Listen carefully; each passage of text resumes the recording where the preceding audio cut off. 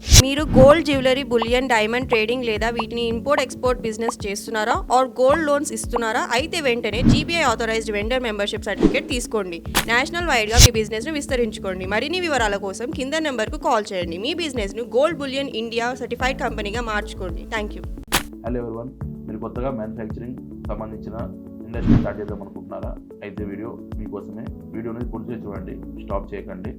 Products manufacturing చేసేవారు కానీ, cosmetics manufacturing చేసేవారు కానీ, నెక్స్ట్ వచ్చేసి ప్లాస్టిక్ సంబంధించిన, ఐరన్ సంబంధించిన, ఫర్నిచర్ సంబంధించిన, ఎక్స్పోర్ట్ కానీ, ట్రేడింగ్ కానీ, ఈ మ్యానుఫ్యాక్చరింగ్ సంబంధించిన ఇండస్ట్రీ ఎవరైతే స్టార్ట్ చేస్తున్నారో ముఖ్యంగా దానికి సంబంధించిన లైసెన్స్ అనేది మనం తీసుకుంటాము. దీనితో పాటు ఒక ప్రోడక్ట్ మనం తీసుకుంటే దానికి సంబంధించిన టెస్ట్ అనేది సపరేట్ ఉంటాయి, లైసెన్స్ అనేది సపరేట్ పార్ట్ ఉంటుంది. ముఖ్యంగా మనం ఇప్పుడు ఈ వీడియోలో మనం టెస్ట్ రిపోర్ట్ల గురించి మనం చెప్పుకుందాము.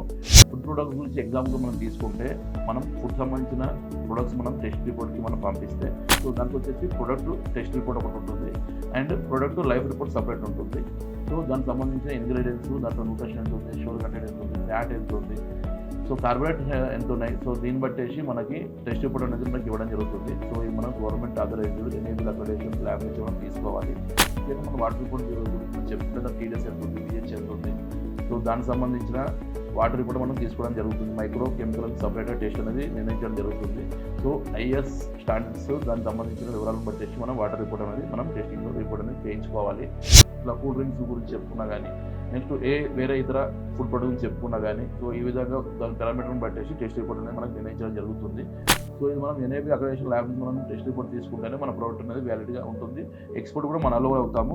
సో ఇవన్నీ గమనించి మనం టెస్ట్ రిపోర్ట్ మనం చేయించుకోవాలి. నెక్స్ట్ వచ్చి మనం కాస్మెటిక్ ప్రొడక్ట్స్ గురించి చెప్పుకుంటే, దానికి సంబంధించిన కెమికల్స్ ఏవైతే ఉన్నాయో, నెక్స్ట్ ఆయుర్వేదిక్ ప్రొడక్ట్స్ కూడా మిక్స్ చేస్తే దానికి సంబంధించిన ఏవైతే డీటెయిల్స్ ఉన్నాయో అవి ఎంత మోతాదులో ఉన్నాయో మనకు టెస్ట్ రిపోర్ట్ ద్వారా మనం నిర్ణయించడం జరుగుతుంది.